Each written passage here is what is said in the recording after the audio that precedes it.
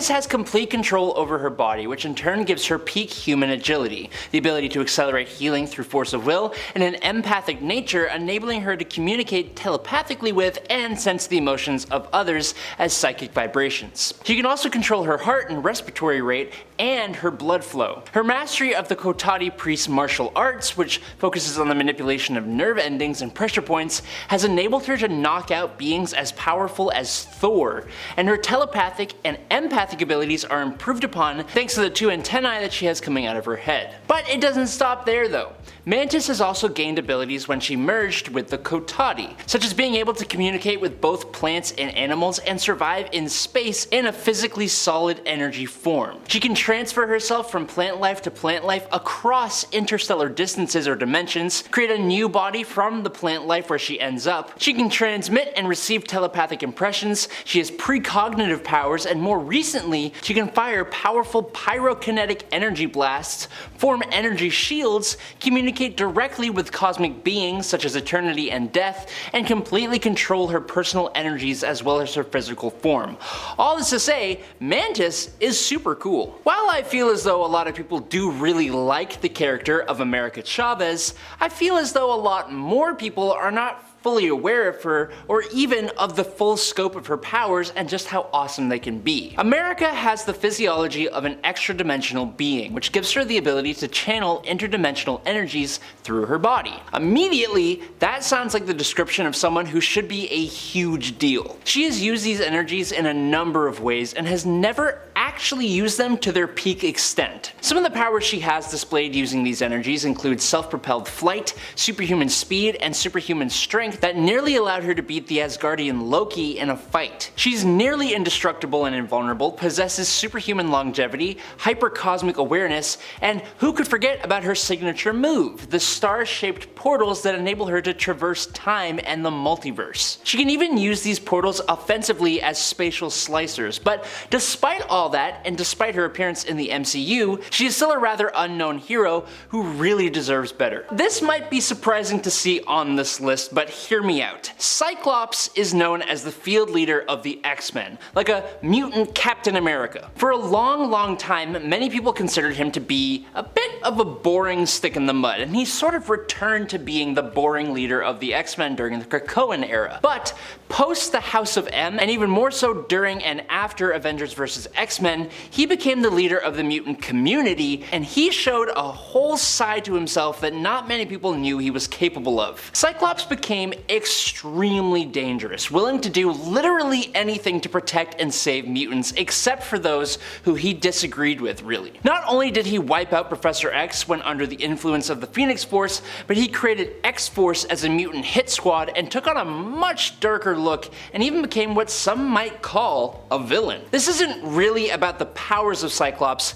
it's more about the very nature of Cyclops. He may appear to be a bit of a Boy Scout, but Cyclops is far from squeaky clean. But speaking of Scott Summers, makes me want to talk about Alex Summers, also known as Havok. The problem with Havok is Cyclops. By that I mean that despite all Havok has done, he is often outshined and often defined by his role as the younger brother of Cyclops. Havok's biggest moments range from when he found himself leading X-Men teams just like his brother, times that he has been psychically manipulated, and the numerous times he has quit X-Men teams and been mad that he is compared to his brother. It sucks because there have been stories like Mutant X that really give Havok time to shine. He's no slouch either. Alex is an alpha level mutant with the ability to absorb ambient cosmic energy into the cells of his body and process it into plasma wave discharges that superheat and disintegrate objects or create concussion bursts. His ability to absorb energy is so great that he was able to survive being dropped into a literal star,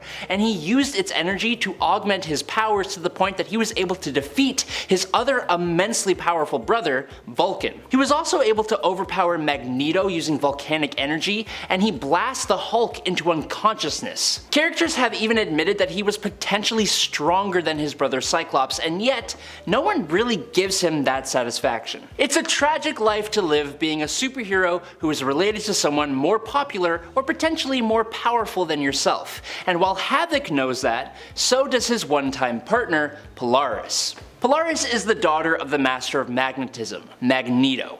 Now, I don't even need to tell you why that is a big deal. Unfortunately for Polaris, her powers are actually incredibly similar to her father's, and that unfortunately means that no one really cares what she can do when her dad has done it all before, and much more publicly. The other issue with Polaris is that her powers have been wildly inconsistent. On some occasions, she has been as powerful as her father, and on others, she is woefully weaker than him. She even gained a secondary mutation that made her able to absorb negative emotional energy to transform into a virtual powerhouse, but then she lost that when she was one of the mutants to lose her powers after M-Day. She then became Apocalypse's horseman Pestilence for a time before gaining her powers back. She and Havok have often teamed up, especially for X-Factor investigations, and she was actually quite crucial in destroying Orcus' space station most recently.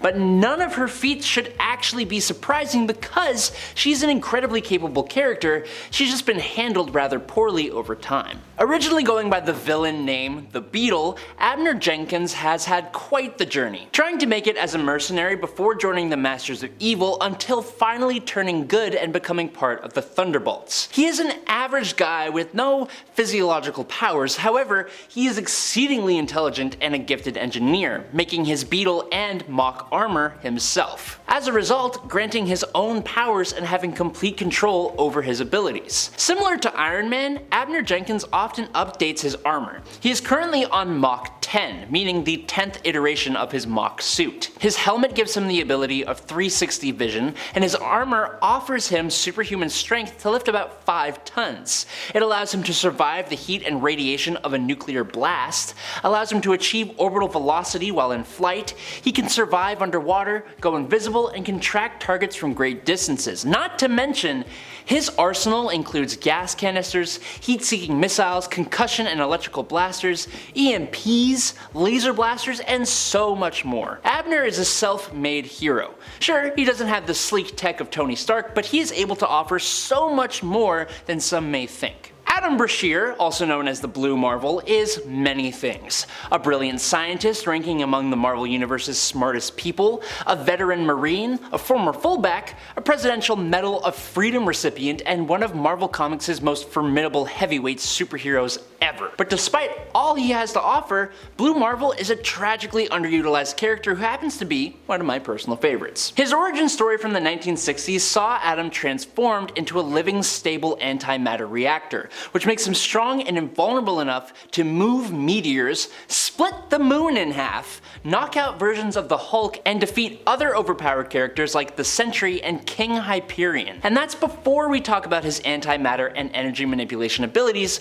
or his semi-cosmic awareness. When the Blue Marvel's mask was torn away during a fight with his nemesis back in the day, revealing his identity as an African-American hero back during the racially charged climate of the 1960s America, President John F. Kennedy urged him to retire prematurely to alleviate tensions. It wasn't until decades later that Adam re-emerged as the Blue Marvel, but he has still somehow remained a rather obscure hero even as the leader of the Ultimates and Defenders, and despite being on teams like Luke Cage's Mighty Avengers. Speaking of, whenever I think of Luke Cage, the word unstoppable is what usually comes to mind. I just think of him as like this brick wall standing in the way of anyone who would try to harm anyone else. Luke Cage went through a super soldier experiment known as the Burstein process, which increased his cellular regeneration rate. This means that Luke was given a level of super strength that has made him strong enough to lift 50 tons or even more, being able to produce thunderclaps, leap incredible distances, and even grab onto the back of an airplane and force it to come to a complete stop. But what most know him for is his nigh invulnerability. Luke's skin, muscles, and bone tissue are about as hard as titanium steel,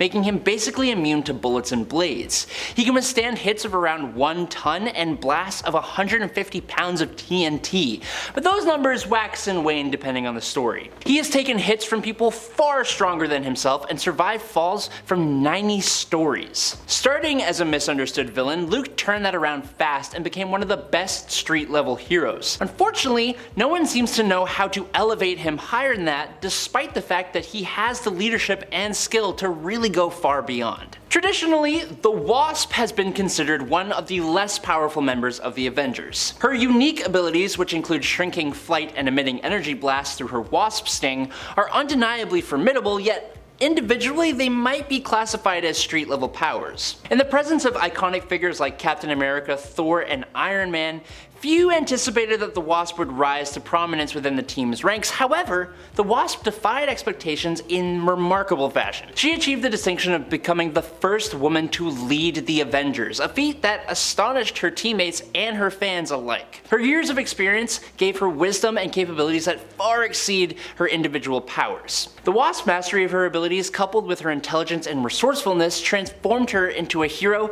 who surpassed the expectations of everyone who had underestimated her, and rightfully so. And lastly today, Forget-Me-Not is a mutant with the incredibly unique ability to be in a state of constant existential superposition. That basically just means that Forget-Me-Not is more like Forget-Me-A-Lot. Whenever he is not in direct eye line of another person, everything about him just completely disappears from memory. This means that whenever he interacts with other heroes or even villains, they don't even know who he is, and they either pass him off or don't take him seriously at all, even after he explains what he can do, usually because they forget about it. But obviously his effect on the world still remains. So like when he uses toilet paper, for example, you obviously see that the toilet paper had been used.